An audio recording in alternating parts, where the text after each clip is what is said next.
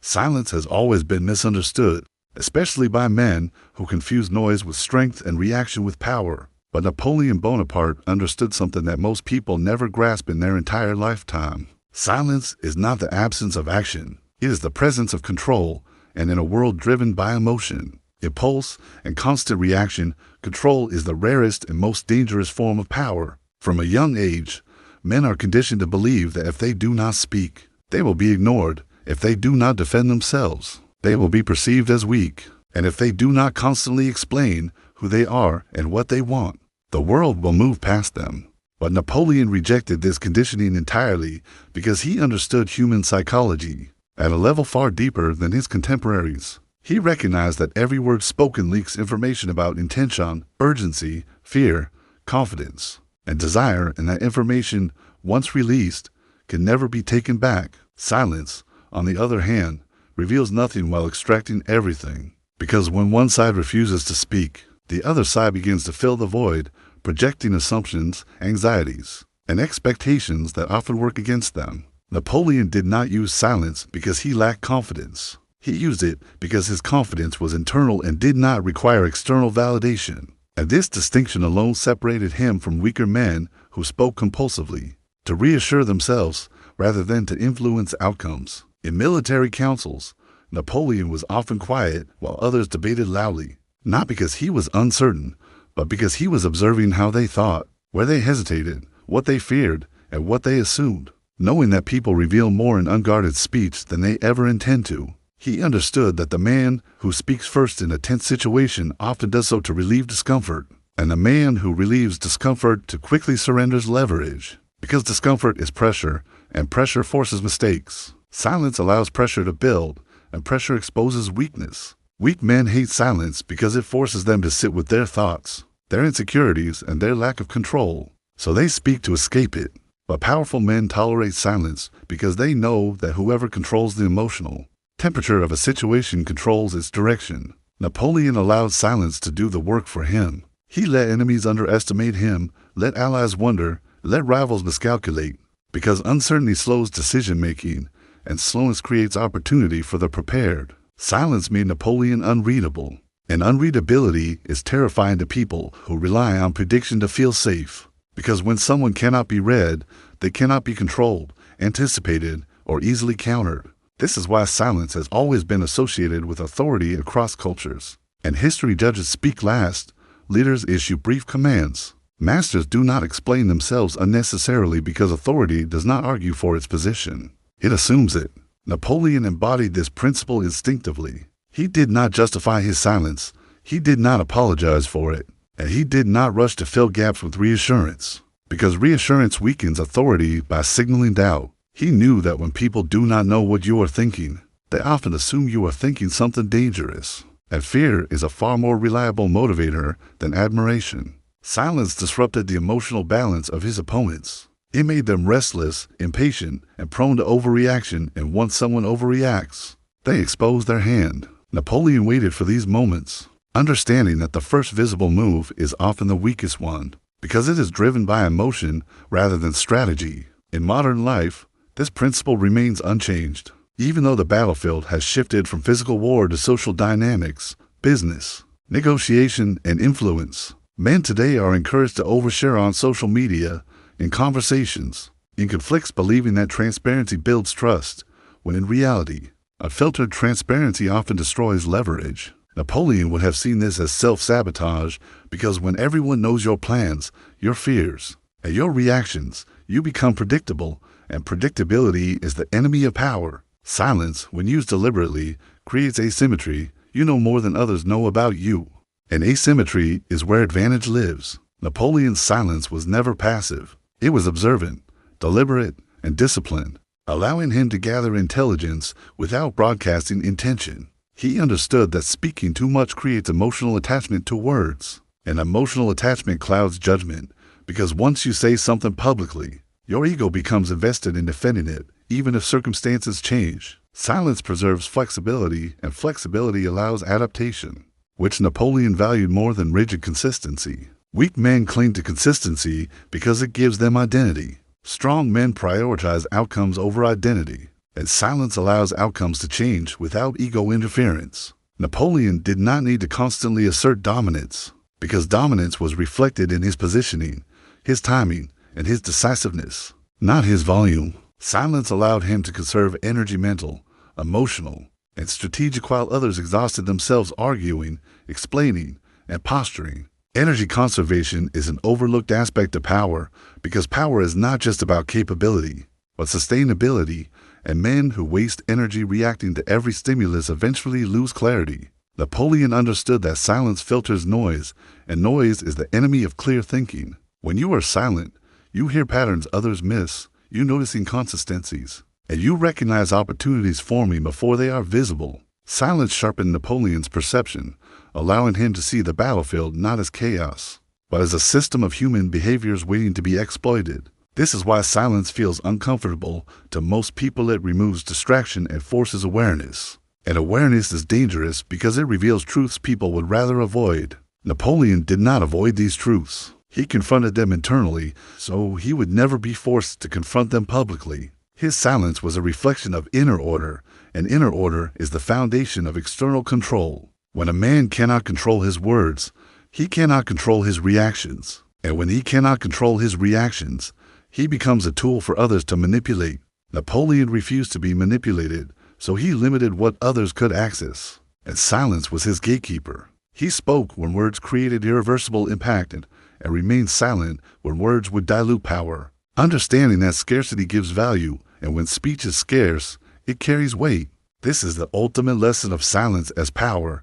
It is not about saying nothing, but about saying only what moves the outcome forward. Napoleon's silence made him appear calm under pressure, composed in uncertainty, and confident in chaos. And these perceptions amplified his authority far beyond his physical presence. Men followed him not because he spoke the loudest, but because his restraint signaled mastery. Silence became his armor, his filter, and his weapon, and through it, he controlled not only how others saw him, but how they felt around him. And when you control how people feel uneasy, uncertain, cautious, you shape how they act. Because emotion precedes action. Napoleon knew this, lived this, and used silence to turn the psychological tide long before any physical confrontation occurred, proving that true power does not announce itself, it positions itself, waits, and then moves when resistance has already weakened itself. Silence does not just conceal your position, it actively forces others to reveal theirs. And this is where Napoleon Bonaparte's understanding of human psychology separated him permanently from weaker men who relied on force, volume, or emotional assertion to feel in control. Napoleon knew that most people cannot tolerate uncertainty for long periods of time, and silence creates uncertainty like nothing else. Because when there is no response, no clarification, no visible reaction, the human mind panics and begins searching for meaning where none has been offered. This panic manifests as over-talking, over-explaining, emotional leakage, and premature action, all of which expose intention, fear, and weakness. Napoleon used silence to create psychological pressure chambers around his enemies, letting them sit in ambiguity until they made decisions not because they were correct, but because they were desperate to escape discomfort.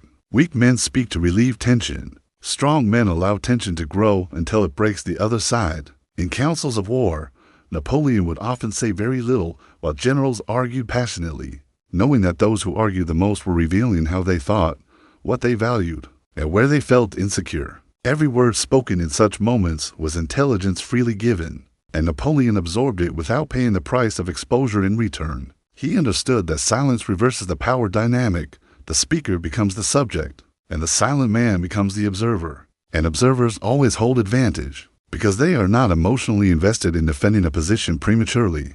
This principle extends far beyond military strategy into every arena of life, where power dynamics exist, because whenever someone feels compelled to fill silence, they are unconsciously conceding control of the interaction. Napoleon deliberately delayed responses, withheld confirmations, and avoided unnecessary reassurance because reassurance comforts the other side, and comfort makes people cautious rather than careless, whereas uncertainty makes them reckless. Recklessness produces mistakes, and mistakes are openings. When Napoleon did not respond to enemy movements immediately, his opponents often assumed weakness, hesitation, or confusion and acted aggressively to exploit it. not realizing that their aggression was being invited, shaped, and anticipated. Silence made Napoleon's enemies impatient, and impatience destroys judgment faster than ignorance. They revealed their supply routes, their timing, their priorities, and their emotional state through hurried action, all because they could not stand waiting without feedback.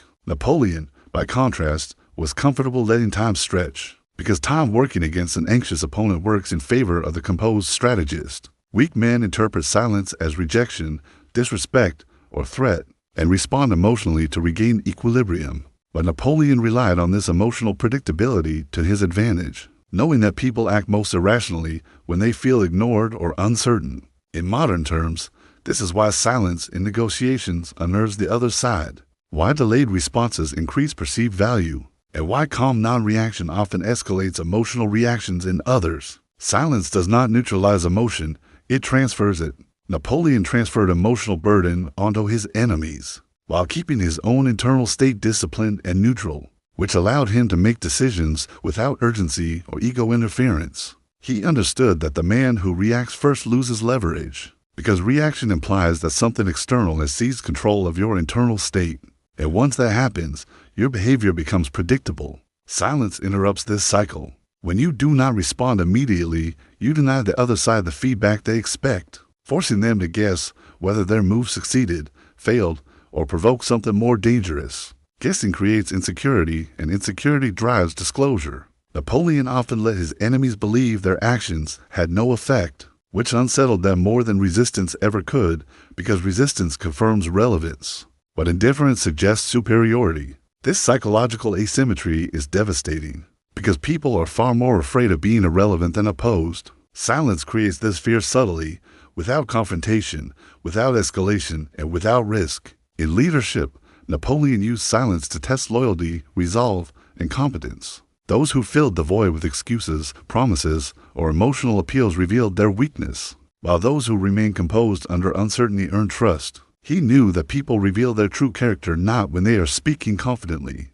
but when they are uncomfortable and trying to regain control. Silence is the environment that exposes this truth. In everyday life, men sabotage themselves by reacting instantly to messages, criticism, provocation, or pressure, believing speed signals importance when in reality, speed often signals dependency and need. Napoleon understood that whoever appears least affected by an interaction holds the strongest position, because emotional independence is power. Silence demonstrates this independence without words. It tells others, I am not rushed, I am not threatened, and I am not dependent on this moment to define me. And that message destabilizes opponents who rely on urgency to gain advantage. Napoleon also knew that silence allows others to overcome it. When people do not receive resistance or confirmation, they often escalate their position to force a reaction, and escalation reveals stakes. Once stakes are revealed, strategy becomes clearer. This is why silence is not passive waiting, but active observation. Napoleon did not wait blindly. He watched patterns emerge, monitored emotional shifts, and identified when impatience reached a breaking point. At that moment, action became decisive rather than risky. Weak men act early to feel powerful. Strategic men act late to ensure dominance. Silence buys time, and time reveals truth. This principle applies ruthlessly in modern power structures, where the loudest voices often collapse first under scrutiny, while those who remain reserved accumulate information, credibility, and leverage quietly. Napoleon never argued for authority. He let others argue themselves into weakness. His silence forced subordinates to take responsibility rather than hide behind instructions, and forced enemies to expose plans rather than conceal them. When you speak less, people assume more, and assumptions often exaggerate your capability rather than diminish it, because uncertainty tends to inflate perceived threat. Napoleon allowed myths to form around his intentions and abilities, understanding that fear amplified by imagination is more paralyzing than fear grounded in fact. Silence feeds imagination, and imagination is uncontrollable once unleashed. This is why silence often feels threatening and leaves space for projection. Napoleon mastered this space. He did not rush to correct false assumptions, because false assumptions that favor you are assets, not liabilities. Weak men rush to correct misunderstandings out of ego. Strong men allow misunderstandings to persist if they create advantage. Silence also protected Napoleon from emotional contamination. By not engaging in constant dialogue, He preserved clarity and focus while others exhausted themselves mentally. Emotional exhaustion leads to sloppy thinking, and sloppy thinking leads to irreversible mistakes. Napoleon watched this happen repeatedly. He understood that the longer an opponent speaks, reacts, and escalates, the more likely they are to betray priorities, fears, and limits. Silence extracts intelligence without interrogation. It allows truth to surface organically. This is why silence is feared. It cannot be controlled, predicted, or manipulated easily. Napoleon's mastery of silence turned conversations, negotiations, and confrontations into one-sided intelligence operations, where he gathered data while giving none. In modern terms, silence still functions the same way. The less you react publicly, the more others reveal privately. The less you explain, the more others speculate. The less you defend, the more others expose their motives. Silence shifts the psychological burden of the interaction away from you and onto everyone else. And whoever carries the burden is at a disadvantage. Napoleon carried very little emotional burden because he disciplined his need to be understood, liked, or validated. He understood that power does not come from being understood. It comes from being effective. Silence preserved effectiveness by preventing unnecessary exposure. This is the deeper lesson of silence, forcing others to reveal themselves. When you stop trying to control how you are perceived verbally, you gain control over how others behave behaviorally. Napoleon did not manage opinions. He managed outcomes. Silence allowed outcomes to form without interference. And once outcomes speak, words become irrelevant. This is why silence is so dangerous in the hands of a disciplined man. It removes emotional noise, shifts pressure outward, and compels others to act against their own interests simply to escape uncertainty. Napoleon knew that people reveal who they are not when they are confident, but when they are uncomfortable, and silence was the environment in which discomfort flourished. By mastering silence, he turned human weakness into strategic advantage, proving that the man who can wait without reacting will always outlast, outmaneuver, and outthink the man who cannot stand being quiet. Silence does not merely hide intention or extract information. It destroys predictability. And predictability is the single greatest vulnerability any man can have. Because once your reactions, patterns, and emotional triggers are understood, you no longer control your outcomes. You are managed by those who can anticipate you. Napoleon Bonaparte understood this instinctively and treated predictability as a liability, to be eliminated at all costs, knowing that most people rely on patterns to feel safe, make decisions, and maintain a sense of control over uncertain environments. Human beings are creatures of habit.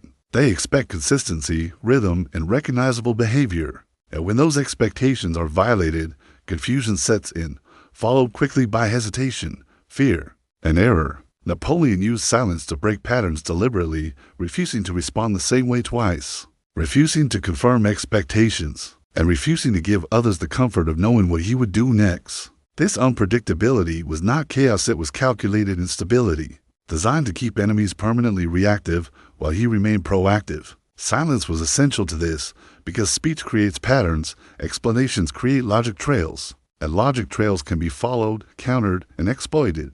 By withholding commentary, Napoleon removed the trail entirely. His enemies could not model his thinking because they had no data, no verbal signals, and no emotional tells to analyze. In warfare, this meant generals could not anticipate his movements. In leadership, it meant allies could not manipulate him. In psychology, it meant rivals could not settle into a strategy against him. Predictable men are easy to pressure because pressure works when you know where it will be applied. But unpredictable men are dangerous because pressure may provoke retreat, aggression, silence, or redirection, and without knowing which response will occur, opponents hesitate. Napoleon understood that hesitation is not neutral, it is loss. When someone hesitates, they surrender initiative. And initiative once surrendered is rarely recovered. Silence created this hesitation by denying others feedback. When Napoleon did not react immediately to provocation, threats, or apparent opportunity, his opponents were forced to guess whether he was weak, distracted, planning something larger, or baiting them into error. Guessing drains confidence, and drained confidence leads to conservative or reckless decisions, both of which can be exploited. Weak men crave predictability because it makes them feel safe. They want routines, recognition, and reassurance that their behavior produces consistent outcomes. Strategic men weaponize unpredictability because it destabilizes everyone else, while leaving them internally calm. Napoleon was not unpredictable because he lacked discipline. He was unpredictable because his discipline allowed him to delay response until the optimal moment, rather than reacting automatically. Automatic reactions are predictable by definition because they are driven by emotion rather than intention. Napoleon refused to let emotion dictate his timing. Knowing that timing is the true currency of power, silence gave him control over timing by preventing premature commitment. Once you speak, you commit to a position psychologically, socially, and often politically, and commitment reduces flexibility. Silence preserves flexibility, and flexibility allows sudden shifts that catch others unprepared. Napoleon often changed plans mid-campaign, not because he was indecisive, but because new information emerged, and silence ensured he was not trapped by prior declarations. Weak men cling to consistency because inconsistency feels like weakness to them. Strong men understand that adaptation is strength. Silence allows adaptation without humiliation because there is nothing to contradict. In modern life, predictability is often mistaken for reliability, or reliability without leverage leads to exploitation. Men who always reply instantly, always react emotionally, always explain themselves, and always announce intentions become transparent, and transparency removes mystery. Mystery creates caution. Napoleon cultivated mystery deliberately. He allowed rumors to circulate unchecked, allowed enemies to misinterpret his silence, and allowed allies to speculate, because speculation consumes mental energy that could otherwise be used to challenge him. When people are busy trying to understand you, they are not busy stopping you. Silence forces others to think about you more than you think about them, reversing the usual power dynamic. Napoleon understood that attention is a finite resource, and by remaining silent, he redirected attention toward himself without effort, because unanswered questions attract more focus than answered ones. This is why silence often feels threatening. It implies depth, planning, and hidden capability, even when none is visible. Napoleon let this implication work for him. He did not rush to correct overestimations of his strength, because overestimation by enemies is a strategic gift. Weak men rush to clarify because they want to be liked. Strong men allow fear to exist because fear restrains opposition. Silence also disrupts emotional scripts. Most social and strategic interactions follow expected emotional sequences. Provocation leads to defense, insult leads to retaliation, delay leads to apology. Napoleon refused to follow these scripts.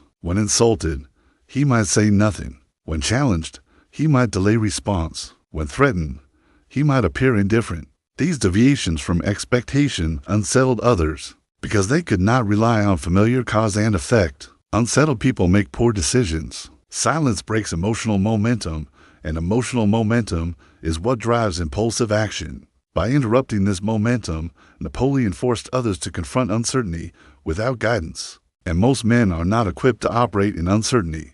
They seek anchors, rules, reactions, responses to orient themselves. Silence removes anchors. In leadership, this meant Napoleon's subordinates had to develop initiative rather than rely on constant instruction, strengthening his command structure while exposing weak thinkers who could not operate independently. In opposition, it meant enemies could not predict escalation thresholds, red lines, or intentions, forcing them to either overcommit resources defensively or risk catastrophic surprise. Silence magnified every possible interpretation of Napoleon's actions, creating strategic noise that concealed real movements. Predictability simplifies planning. Unpredictability multiplies contingencies, and no organization can prepare for every contingency simultaneously. Napoleon exploited this by remaining unreadable until commitment became unavoidable. In modern contexts, unpredictability functions the same way.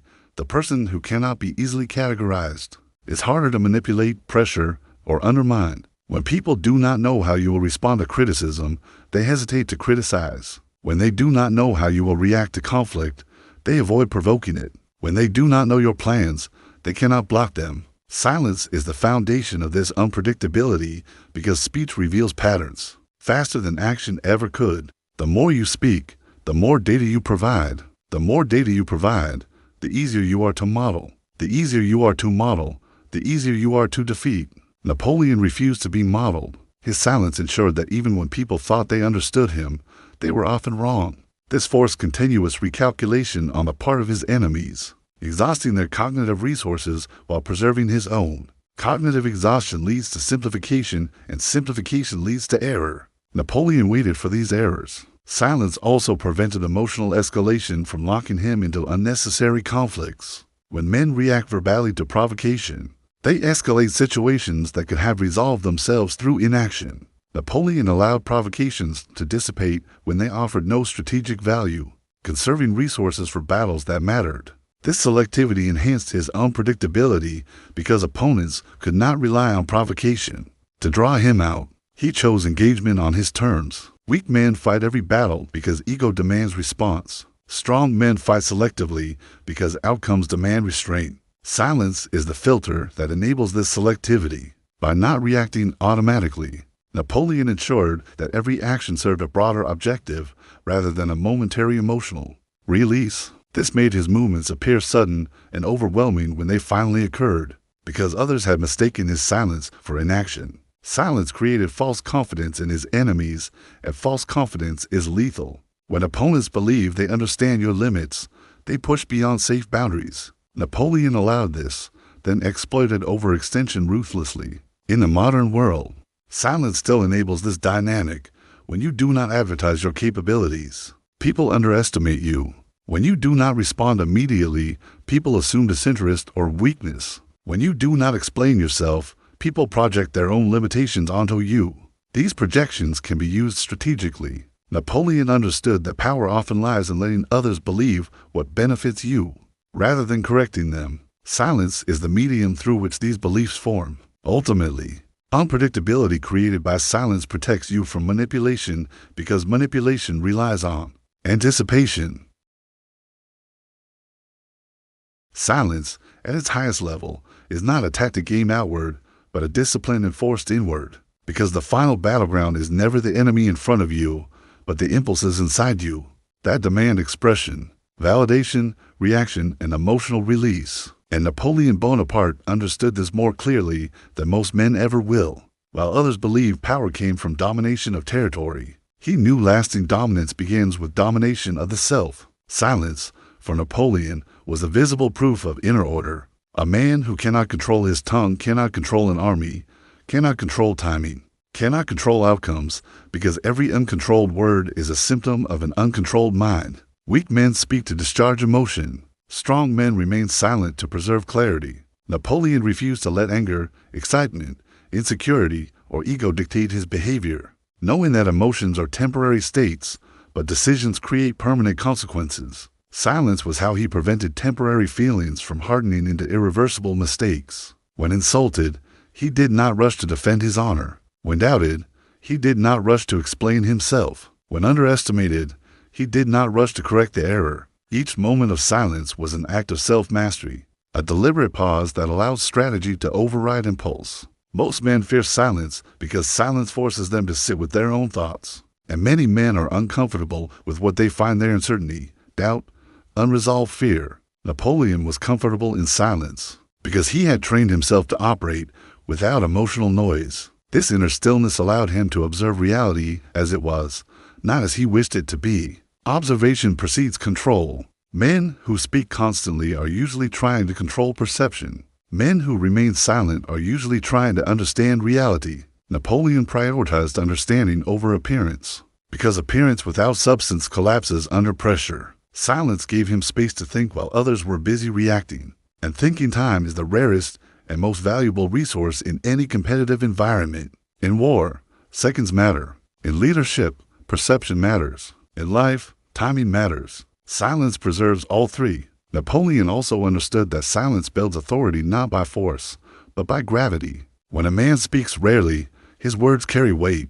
When he reacts selectively, his actions signal importance. Weak men dilute their authority by overcommunication. Strong men concentrate it by restraint.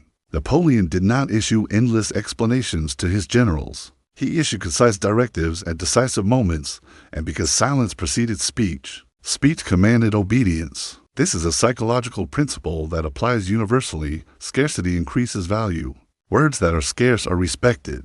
Words that are abundant are ignored. Napoleon's silence conditioned those around him to listen when he finally spoke, because they knew speech signaled necessity, not emotion. This is why silence does not diminish presence, it amplifies it.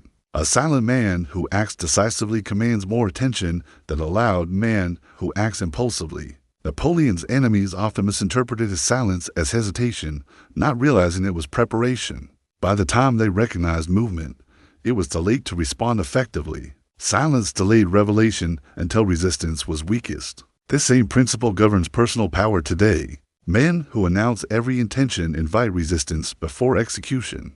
Men who move quietly encounter obstacles only after momentum is established. Napoleon did not ask permission from history. He forced history to react to him. Silence allowed this by preventing premature opposition. Silence also prevented psychological fatigue. Emotional reactions drain energy. Arguments drain focus. Explanations drain authority. Napoleon conserved his mental energy by refusing unnecessary engagement. He did not debate his enemies. He defeated them. He did not justify his ambition. He executed it. Weak men argue to feel right. Strong men act to be effective. Silence is the boundary that separates these two paths. Over time, silence reshapes identity. A man who practices restraint begins to see himself as someone who does not need external approval. He stops performing for reactions and starts acting for results. Napoleon's confidence did not come from applause. It came from preparation. Silence was where preparation happened. In solitude and restraint,